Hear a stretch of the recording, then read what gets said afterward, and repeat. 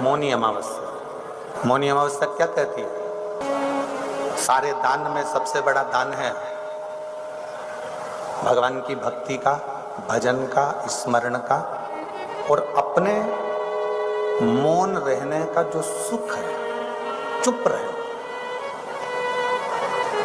मौन रहना, चुप रहकर भगवान की अविरल भक्ति को धारण करना।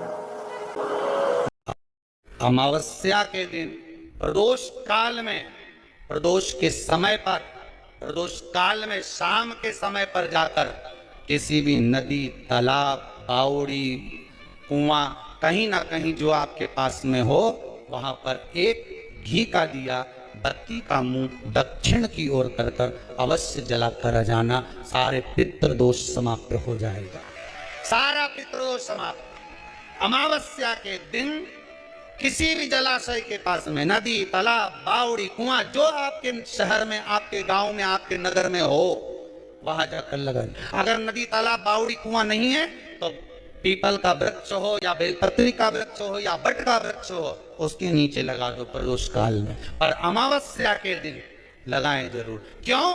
क्योंकि अमावस्या के दिन पितृ शाम के समय प्रदोष काल में शंकर भगवान का नाम जाप कर नदी, तालाब, बावड़ी पर पानी पीने जाते हैं। वहां से जल का आचमन कर पितृ अपने लोक को चले जाते हैं प्रदोष काल के समय पर। इसलिए प्रदोष काल में जलाशय के पास में, बावड़ी, कुआं, नदी, तालाब के किनारे पर दिया लगाया जाता है दक्षिण की ओर मुख कर बत्ती का।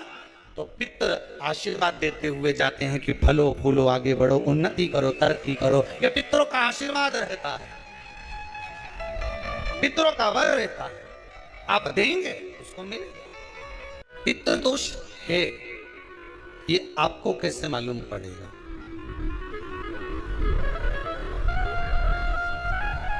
पितृ भूखे हैं, इसका तो वर्णन हमने पहले कर दिया कि रात्रि को जब आप सोने के बाद में 1-1.5 घंटे बाद अगर आपकी नींद खुल जाए, 1 घंटा 1.5 घंटा आप सोइए, उसके बाद जो नींद खुली तो 1-1.5 घंटे तक अगर आपको नींद नहीं आ रही है, रात्रि को सोने के बाद में 1 घंटे बाद जब उठे तो आपको प्यास लग गई, भूख लगने लगी, प्यास लगने लगी कि मेरे को पानी पीना पड़ेगा, घबराहट हो रही, पानी पीना पड़ेगा। 1-1.5 घंटे सोने के बाद अचानक नींद खुले और आपको प्यास लगे, समझ लेना आपके पितृ भूखे हैं और प्यास है।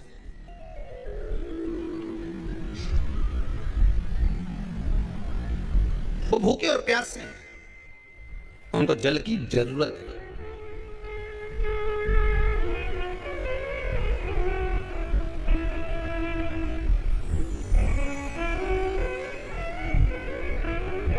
किसी भी नदी में, सरोवर में, कुंड में, बावड़ी में, तालाब में, आप तीर्थ में जाकर जब स्नान करते हैं तो स्नान करने के बाद एक काम का नियम बना लो कि अपने हाथ की अंजलि में जल लेकर अपने पूर्वजों को देना। प्यासे रहते हैं, भाग मांगते हैं।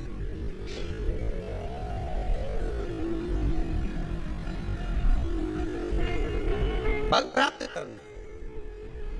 3 वृक्ष पितरों के तुल्य हैं। पहला पीपल, दूसरा बट वृक्ष, तीसरा बेलपत्र का वृक्ष। ये पितरों के तुल्य हैं।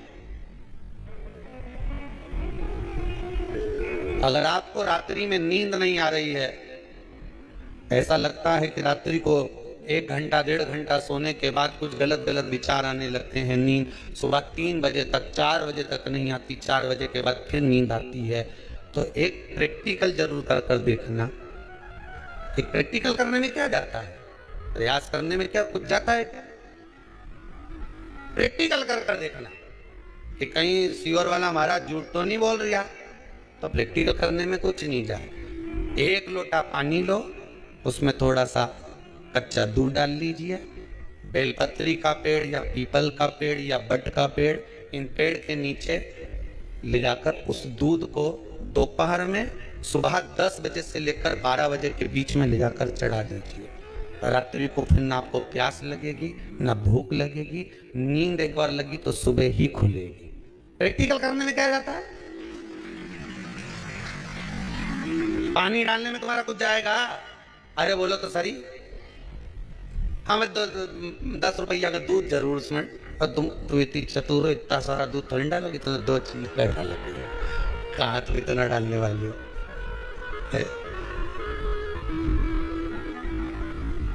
निकल करने में क्या जाता, कुछ भी नहीं बिगड़ेगा। ये तो बस जल डालोगे, तुम्हारा ही कुछ अच्छा हो सकता है, बाबा की कृपा है।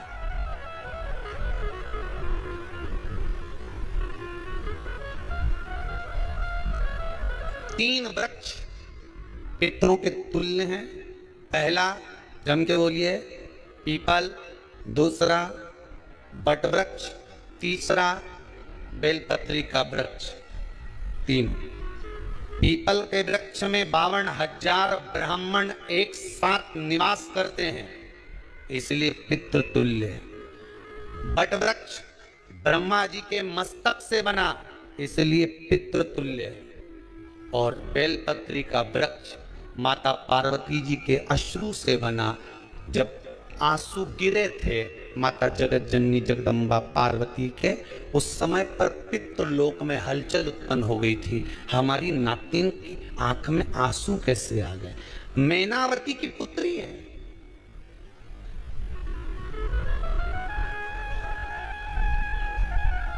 पितरों की नातिन, इसके अश्रु कैसे गिर गए? पार्वती जी ने कहा, ये आंसू नहीं, मेरा पुण्य भाग प्रकट करती हूं बेलपत्री के रूप में। तो पितरों ने वर दिया था कि ये बेलपत्री का वृक्ष हमारा आशीर्वाद है, इसके नीचे अगर कोई दीप लगाता है, शिव को स्पर्श कर चढ़ाता है, उसके पितरों की शांति होगी। हम स्वयं उनको आशीर्वाद देने के लिए पधारे। बेलपत्र का वृक्ष पितृतुल्य।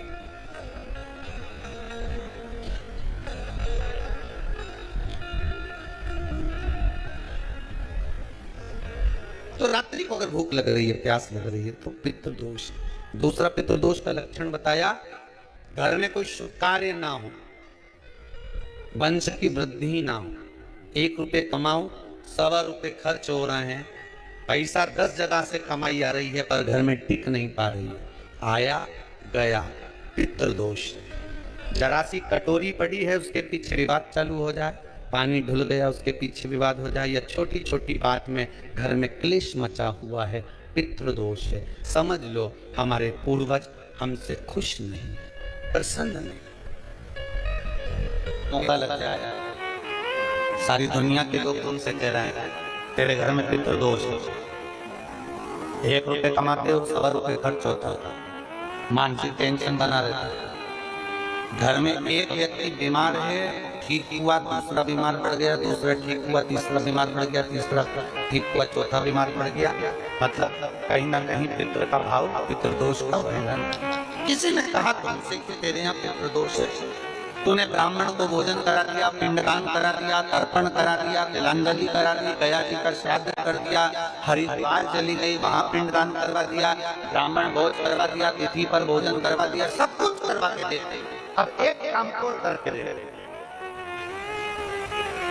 एक काम और करके देते हो।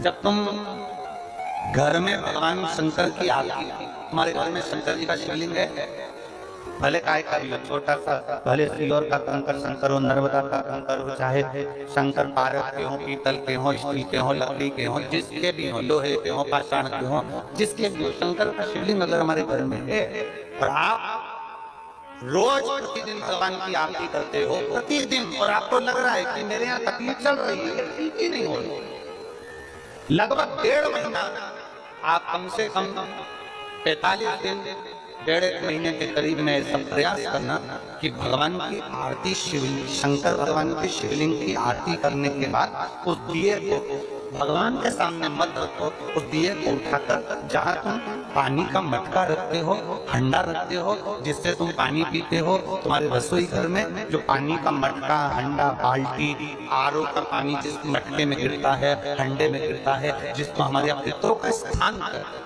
उस स्थान पर उस मटके के पास में, उस हंडे के पास में, उस बाल्टी के पास में, जहाँ रसोई घर में पानी रखते हो, उस रसोई घर में पानी जहाँ रखते हो, उसके पास में उस दिए को भगवान के सामने नहीं रखना। आरती उतारने के बाद उस दिए को ले जाके सीधे परिंदे के पास में, उस हंडे के पास में, मटके के पास में उसको रखो।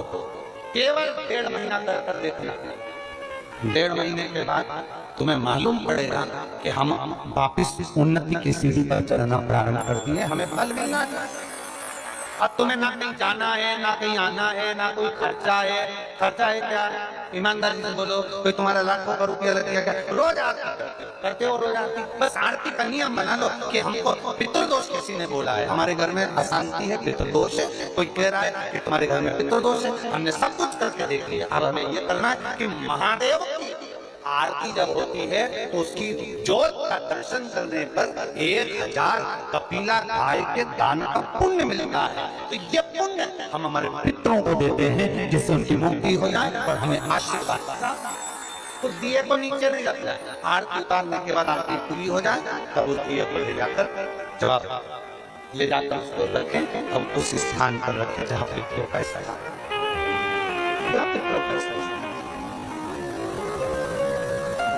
महाराज एक बेल का फल लीजिए। क्या लेना? अमावस्या के दिन सारे पितृदोष समाप्त हो जाएगा। सारा पितृदोष समाप्त। जिनके यहाँ पितृदोष होता है, काल सर्प दोष होता है, वास्तु दोष होता है, उनको ज्यादा कुछ नहीं करना होना। महाराज एक बेल का फल लीजिए। क्या लेना? के दिन सारे पितृदोष समाप्त हो जाएगा। सारा पितृदोष समाप्त। जिनके यहाँ पितृदोष होता है, काल सर्प दोष होता है, वास्तु दोष होता है, उनको ज्यादा कुछ नहीं करना होना। महाराज एक बेल का फल लीजिए। क्या लेना? बेल का फल, बेलपत्री का जो फल होता है उसको ले लो। उसके अंदर का जो गुर्दा होता है, अंदर का जो भाग होता है, उसको निकाल लीजिए और उस बेल के फल में आटा सेक कर उसमें शक्कर मिलाकर उसको उसके अंदर भर लीजिए।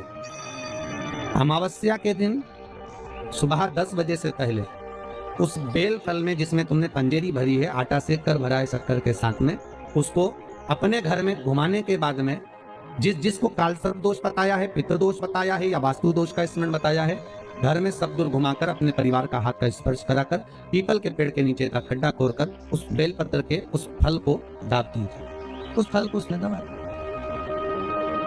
महाराज केवल एक अमावस्या करना रहता है, पितरों के दोष से मुक्ति मिलती है और हमारे घर के कार्य सफल होना प्रारंभ हो जाते हैं। कितना भी दुख, विपदा, कष्ट सम्मुख में खड़ा हुआ हो, कितना भी दुख, पूंजी धन की अगर आपको कमी पड़ रही है और ऐसा लग रहा है कि मेरे पास में कुछ भी नहीं, हम तो यहाँ तक कहेंगे कोई मकान बना रहे हो, बेटी का विवाह कर रहे हो, बेटे का विवाह कर रहे हो, कोई अच्छा कार्य कर रहे हो, धन संपदा की भी कमती दिखे तो उस समय पर कांता भगवान का स्मरण कर, कांता चक्र का स्मरण कर, शिव और नारायण का नाम लेकर, एक बेलपत्र, एक शमी पत्र, एक श्वेत पुष्प, एक लाल पुष्प, दोनों हाथ में लेकर भगवान शंकर के अशोक सुंदरी के स्थान पर अगर समर्पित करा जाए तो संपदा की भी कमी नहीं आती। वो कांता चक्र है जो नारायण के। यहाँ तक शिव महापुराण की कथा कहती है, अगर कोई विद्वत ब्राह्मण ने आपको बताया है कि आपके घर में पितृदोष है,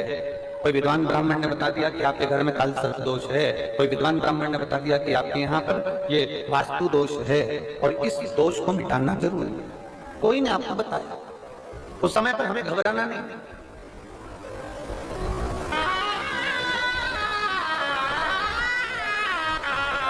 उस समय में घबराने का क्रम नहीं है। कहते हैं पीपल का जो जल झड़ता है पीपल के वृक्ष से, आप लोगों ने कभी देखा है कि नहीं देखा? वो हमको नहीं मालूम। कितना भी अगर कोई वास्तु दोष बता दिया, पितृदोष बता दिया, काल सर्प दोष बता दिया, कितना भी अगर कोई दोष बता दे, तो पीपल का जो जल वृक्ष में से झड़ता है, कभी कभी आप उसके नीचे हाथ रखकर देखना, थाली रखकर देखना, उसमें पत्थर पर देखना, तो वहां पर भी पानी के निशान आपको मिलेंगे, बूंद के निशान मिलेंगे।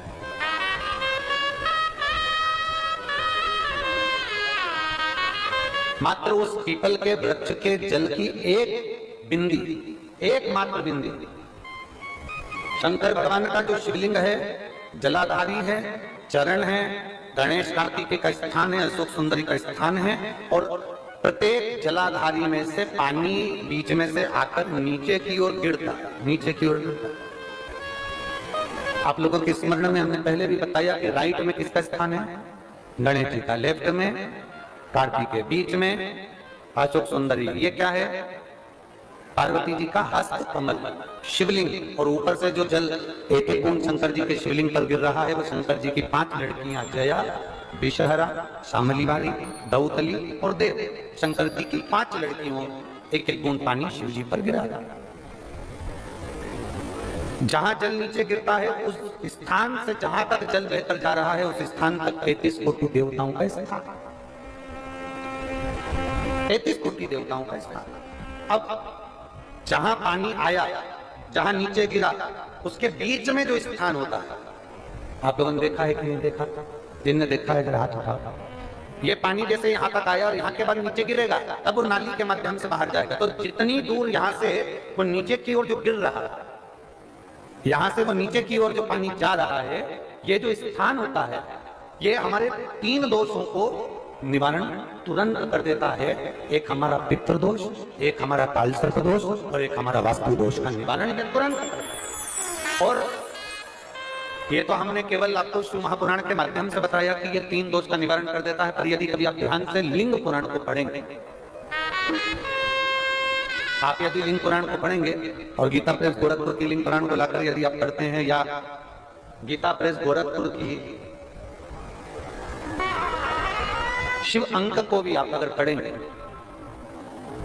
उसका नंबर हमारे स्मरण में नहीं आ रहा है, शिव अंक को भी अगर आप पढ़ेंगे तो उसमें भी आपको वर्णन मिलेगा कि हम तो केवल 3 दोष का बता रहे हैं, पर हमारे शास्त्र तो यहाँ पर और भी दोषों का वर्णन कर रहे हैं। जैसे किसी ने बता दिया आपको शनि का दोष है, किसी ने बता दिया मंगल का दोष है, किसी ने बता दिया आपको केतु का दोष है, किसी ने बता दिया आपको राहु का दोष है, किसी ने आपको कह दिया कि बृहस्पति का दोष है, किसी ने कह दिया आपको ये वाला दोष है।